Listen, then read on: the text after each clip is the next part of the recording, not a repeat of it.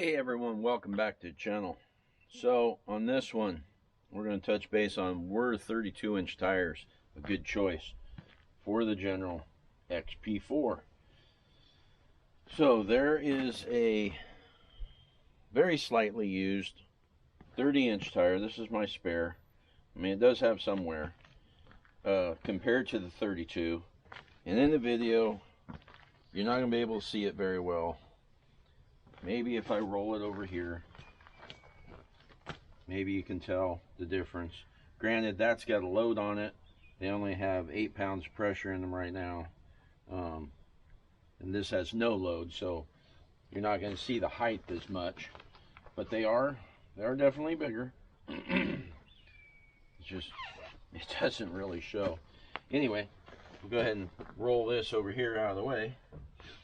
And so far, I absolutely love the way the thing rides. It seems so much smoother, and that might just be because it's a brand new tire. Maybe if I had a different size, it would still feel real smooth. But if you see those videos out there and you see people that say you put 32s on the General and they don't rub, they're not really rock crawling. So they don't rub unless you really stuff it in a turn. So when I was up at Tillamook for New Year's, in that run, there was one of the turns that went in, and there was a bump right there in the turn, so it just, this wheel took all the load now. And it went right in there when I was turned tight, and you heard it go, and I felt it on my foot. So it definitely rubbed, but it's only in a full turn and a quick stuff. Because more of a slow stuff, the bump stop, I think, is what's keeping it away. I think on the quick one, the little bump stop, because down on the bottom of your stroke on your coilover, there's a little rubber stopper in there, and that's your bump stop. So if you go up fast enough, that's going to compress, give you a little bit more travel, and that's when I hit. And like I say, hard over. So I am running a spacer on these wheels, but when I drew it all up on the computer and I wanted to see what the difference is on the swing, if you have the wheel well here and the tires in here, when it does its swing, where's it going to hit versus when it's out here, where's it going to hit? Yeah, it's going to go a little farther, but my little computer model I made said that it's actually a hair better with the spacer. But that's it. I had to hit that one time real hard, and you're going forward, so the tire's coming up like this, so there's nothing for it to grab and rip off. If you were going backwards and that same situation happened, if this wheel was turned the other way, there's a little lip in here of the plastics for the fender, and it could catch that, and then you might do some damage. But when you're going forward, it's no problem. So I've also had the question of if you're having clutching issues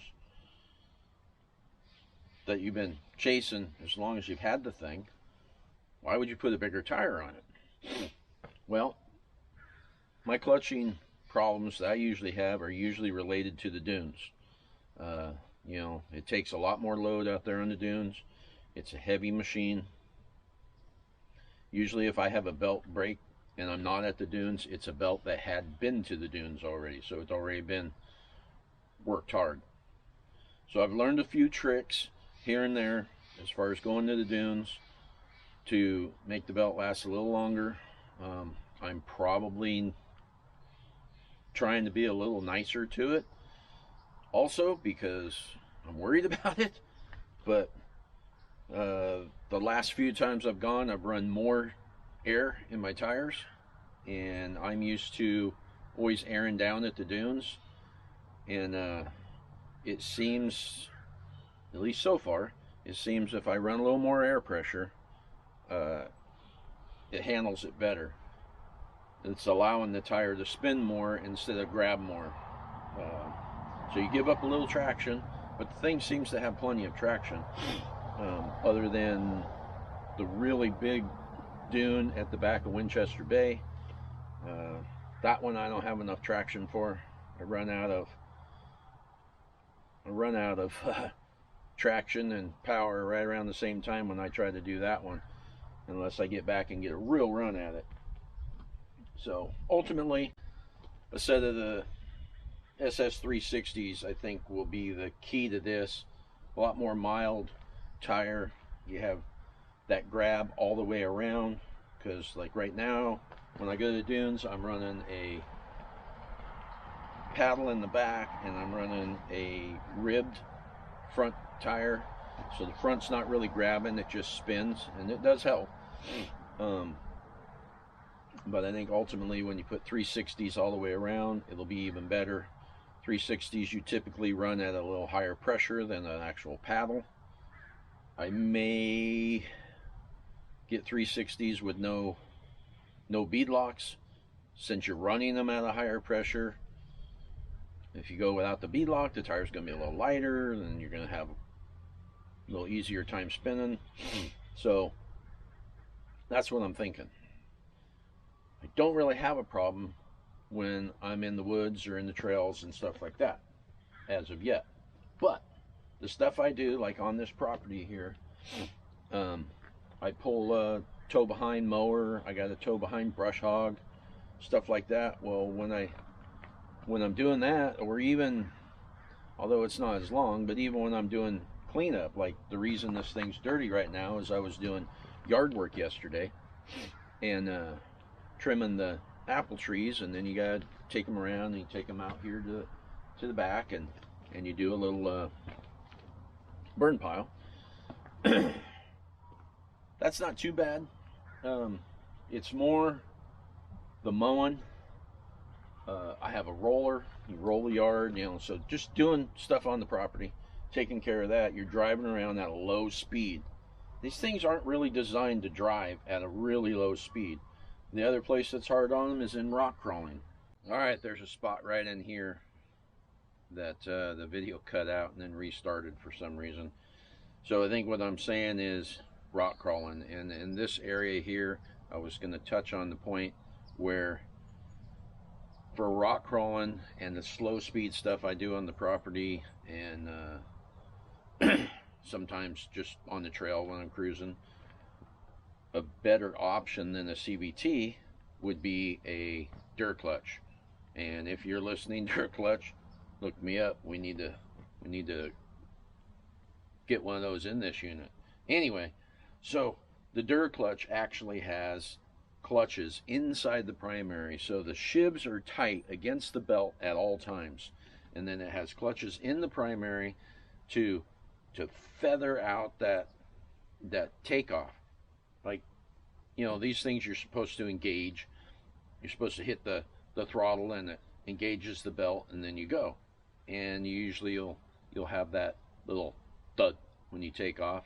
Real common with the CVT to have that. And of course, when they're newer, that thud is a little less, but that wears on gears and parts and everything in that transmission. So this feathers in, and you have a lot smoother takeoff with the duraclutch type thing. And I think the Yamaha and maybe the Kawasaki have something similar in their clutching setup, even though they still have a belt operated system. I think their design is along the same lines, so where there's something to cushion it, so you have a smoother takeoff, like on the R-Max. I think there's something in there, and I think that's how they can warranty a belt for 10 years on those. Anyways, so a duraclutch over a CVT, for what I'm doing, that would be the next upgrade when I'm able to find that much money to buy one. And I think it'd really make a huge difference. So I think this is part of the video where I explain how the CVT works. So we'll get back to what I originally had filmed, which it's a lot easier when you're doing the nice smooth and you're going through and you're telling everything you want to tell. than to go in and try to piece something in there. And then when you try to do a retake, that's a pain in the butt anyway. Or also. Yeah. See? I can't even say it now. So, we'll get back to where the video picked back up and see how this all blends together. So, here we go. And then you want to slowly go down the other side of the rock. These are meant more, you're supposed to give it the throttle to give those things, get the shivs to engage, and it wants to go. So you're supposed to engage it, and then you can let up a little, but you got to keep it engaged. Well, that's more of a bump going over to really be easy on the belt. Well, that's more of rock bouncing. And if you've ever seen rock bouncing, those are crazy machines that they're just going hauling butt up a hill. You don't want to do that because you're going to beat the machine up. And some of the stuff when I'm going out rock crawling, like when I go to Tillamook, I'm riding around with those guys with the Kawasaki's that are running 35-inch tires. Now, I don't go everywhere they go, but I try to go as many of the places as I can without damaging my rig. So, a little bit bigger tire gets you a little more clearance, but it's nowhere near what they have, and those Kawasaki's have a lot lower gearing. For if you're mainly going to rock crawl, that's the machine to get. This is a really good all-around machine. I don't think that Kawasaki was out when I got this, but anyway, at least not in a 4-door if it was out. I am a fan of the length. Okay, I'm rattling. Okay, so in that situation, doing that slow crawling stuff and going over, I'll do a little bit of 2-footing, which the computer on this knows when you're 2-footing, and it yells at you. When I went into the diagnostics on the ride command, it's like the brake and the gas is being pushed at the same time. Yeah. So you do that a little bit to get the belt engaged, but then you want to slow it down a little bit. I want to keep that belt engaged so that I can creep up over an obstacle. Now, that could be rock crawling. That could be on a trail where you got to go over a tree. Anything like that where you want to creep up over it. That's really not what a CVT belt drive transmission is designed for. So it is hard on me. So what I'm experiencing now, in the few rides that I've gone out on that, is doing more of that low speed is going to be a little bit more of a load on it with the bigger tires. But it seems to be, I don't know if I want to say it's glazing the belt, because when you glaze the belt, my understanding anyway, is that it'll slip some. Well, I don't have any slip.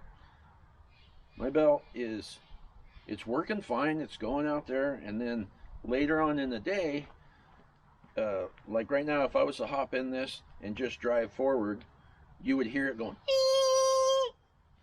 and normally these have a harmonics in the secondary that does that little sound when you first take off, but then it goes away. Well, it does a little more is that belt gets sticky. So you take the cover off and you check that belt, and it's sticky. It's grabbing, it's not slipping. There's no signs of any slipping on the shivs or anything like that.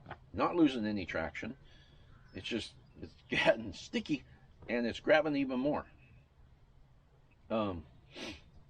So it's working. I love the tires I went with. Maybe the MRT, which is the company that makes these, would have been cool to go with that. They make a 32 that is DOT approved, and the legislature that they're looking at trying to put through is to get these things to be registerable in the state of Oregon. So my luck, since I bought these, now that'll go through and I'll be able to drive on the road and I have to buy a different set of tires for driving on the road. That's okay. If I can start driving on the road, that'll be nice. Because then I can just go from the house and I can drive all the way out there. I think it's 26 miles. It's 26 minutes. Is it 20? Anyway, however far it is to go from here to Baber, and I could go do the riding thing there, or just go cruise around in the woods, or, you know, that'd be great. Anyway, so yes, I like them. Yes, it is a little more load on the belt. No, I don't think it's going to give me additional issues with breaking belts. I think that is only a dune issue, and for the dunes, I'm still running the 30-inch tire, which is what these come with. So the 32 is just for the trails and the property, rock crawling, and, you know, everything but sand. Anyway, so that's my 2 cents on the subject of the 32s on the General XP. I still have a 30-inch for a spare. Probably won't spend the money on a 32 for a spare. But yeah, I really like them, and I'm glad I got them. And would be really handy as far as the rubbing is to get forward offset front A-arms. There's 2 companies, I think, maybe 3 companies that make some for the XP now. There wasn't any the first time I tried 32s on these, and they wound up actually being 33.5. I couldn't go anywhere with them. They would rub on straight ground when the suspension would compress, because, you know, they were 33.5, and I did all the math, and the 32 was the only thing that was going to fit. And at that time, there's no one that I could find that had a forward offset for an XP. They had them for the regular General, but not the XP, which the XP has a little bit different mounts on the frame because things are built a little bit heavier for the XP model. So anyway, that's where we are. I hope that helps some of you out there. Let you know how the 32s are working out so far for me. I really like them. There was an option to go play in the snow today, but it's 3 hours and 46 minutes one way to the spot where we were going to meet, and I just didn't feel like driving that far today. So I missed out on a snow run today. So there's still a chance for some more snow. We'll see how the weather goes, and maybe we can play with them some more in the snow. All right, we'll catch you on the next one. Don't forget to like, subscribe, and share, and have a good one.